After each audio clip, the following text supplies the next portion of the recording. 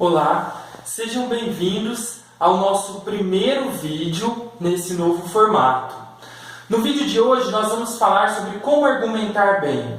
Por que argumentar ficou um assunto tão importante ou que tem despertado o interesse de muitas pessoas?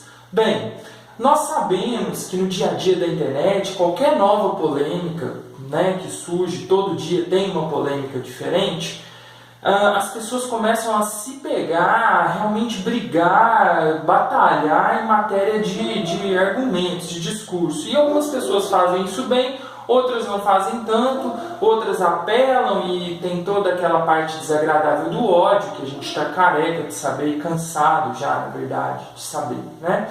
Bom, mas é curioso que essa situação, às vezes, um pouco desagradável das discussões na internet, elas apontam para uma questão importante sobre argumentação, que é essa dimensão de batalha mesmo, que as pessoas se colocam para poder vencer a respeito do assunto que eles estão conversando.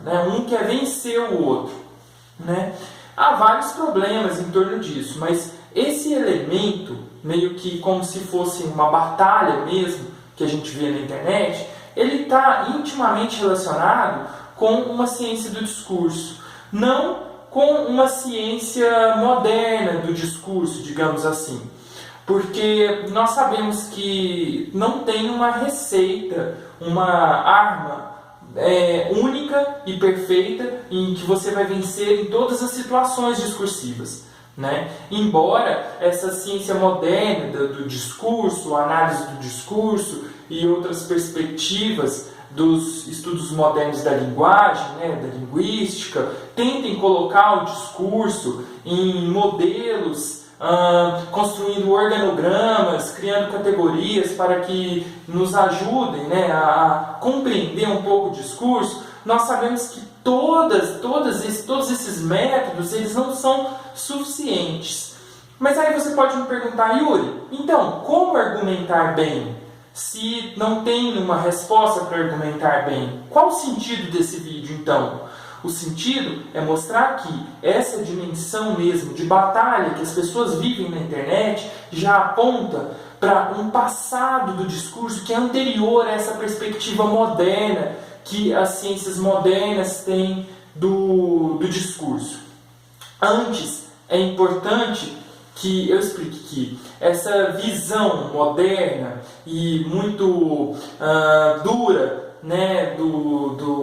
da argumentação, ela está inserida na escola. Ela está dentro do conteúdo de língua portuguesa, ela está dentro do Enem, e ela é uma visão, digamos, simplória de uma questão que é muito mais artística do que necessariamente científica, nessa perspectiva hard science da coisa. Ela não é tão dura assim, ela é mais flexível, sofisticada e complexa. Então, qual é o caminho?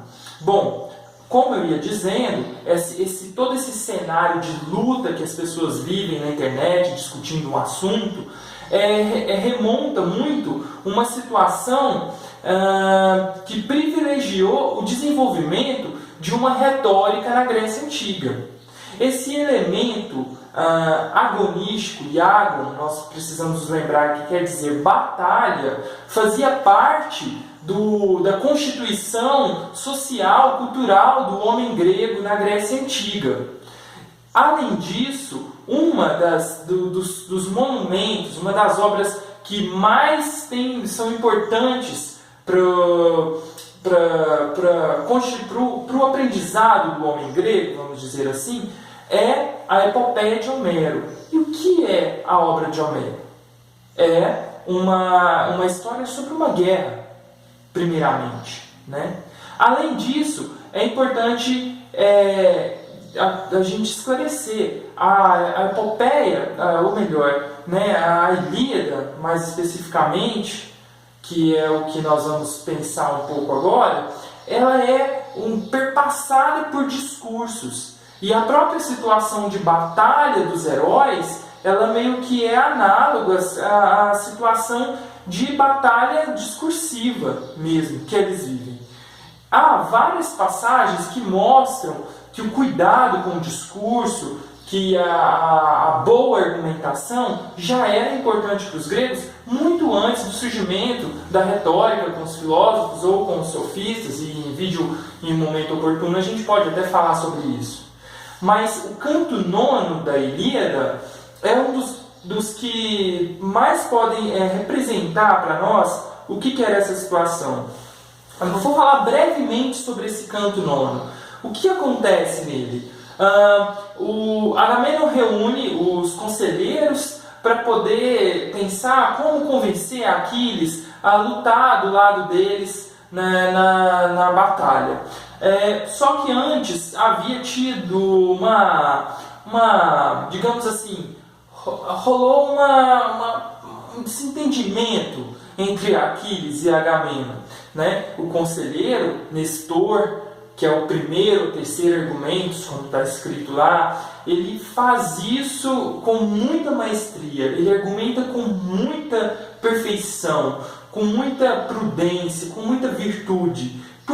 Como que ele faz isso? Ele não só critica Agamenon, fala, olha, você não foi legal com aquilo que você fez com Aquiles, porque Aquiles é um homem bom, é um homem que até os deuses honrar têm por hábito. E então, primeiro você precisa reconhecer que não foi justo com Aquiles, né? Depois, agora, vamos pensar como convencer o herói a ficar do nosso lado, seja com palavras afáveis ou com presentes. Então, o Nestor, ele configura um pouco essa coisa do cara que sabe argumentar bem. E por que ele sabe argumentar bem? Porque ele é prudente, porque ele sabe a justa medida, porque ele sabe o momento ideal de falar e como falar, né? Isso é muito importante. E pelo caráter dele, por ser um homem virtuoso, as pessoas querem ouvir o que o Nestor tem a dizer. Então, isso é só para poder representar um pouco para vocês como, muito antes do surgimento de uma ciência do discurso, já havia uma ciência do discurso, né? Ou melhor, já havia uma arte toda da argumentação nos textos antigos de Homero. O que isso representa para nós? Que para além de modelos teóricos, e é muito importante estudar a perspectiva discursiva, estratégias de argumentação, todas essas coisas, é importante consumir literatura. A literatura ocidental é toda herdeira de Homero, né, de alguma forma. Então, é mais importante, eu diria, que reunir conhecimento para poder argumentar bem, pensar nas estratégias discursivas e praticar e conhecer o assunto, uma série de coisas. É importante consumir literatura, e isso eu não vejo as pessoas pensarem, né? Por que é importante consumir literatura? Porque ali, na obra literária, você não vai só adquirir repertório cultural, principalmente, dependendo do tipo de literatura que você consome, você vai obter um grande tesouro cultural, né? Você vai ter uma grande mobilidade no terreno da cultura, e vai saber se vai ter conhecimento para dispor no momento de uma discussão. Mais que isso, a literatura, você tem uma experiência intensa com o discurso.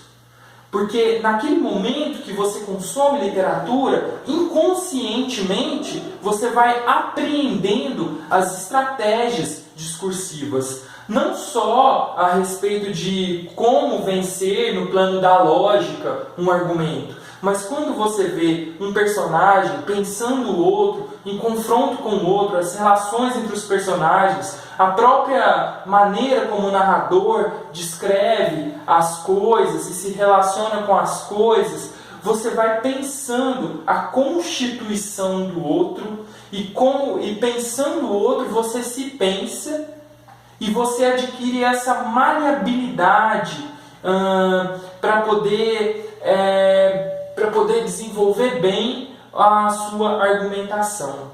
A literatura, portanto, ela te dá uma experiência íntima e potente em relação ao discurso, mais que qualquer outro método que eu possa falar aqui para vocês. Espero que vocês tenham gostado. Esse é só o nosso primeiro vídeo. Vocês podem colocar nos comentários temas que vocês acham interessantes e na próxima a gente pode falar ou desenvolver algumas questões que aqui foram passadas um pouco rápido para vocês. Muito obrigado, compartilhem o vídeo, cliquem em gostei. Valeu!